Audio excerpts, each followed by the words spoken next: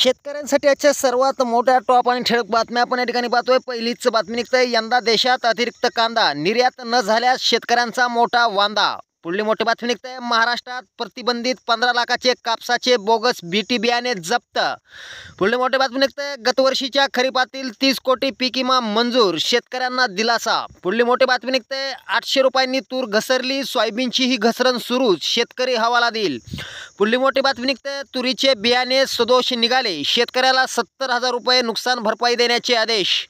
पुढली मोठी बातमी निघते, अवकाळी पावसामुळे शेतकरी ररकुंडीला, आंबा संत्रा बागेंचं नुकसान, विदर्भात कपाशी पिकावर संकट। पुढली मोठी बातमी निघते, महाराष्ट्रात 7 ते 11 मे दरम्यान वादळी वाऱ्यासह जोरदार पाऊस, पंजाब डक यांची माहिती। पुढली मोठी बातमी निघते, महाराष्ट्रात उष्णतेची लाट, मुंबईसह कोकणात उन्हाच्या झळा, विदर्भ मराठवाड्यात अवकाळी पाऊस। पुढली मोठी बातमी निघते, शेतकरी कर्जमाफी योजनेपासून ठेवले वंचित, शेतकऱ्यांची तक्रार। शेतकऱ्यांसाठी या होत्या सर्वात मोठ्या टॉप आणि ठळक बातम्या। धन्यवाद।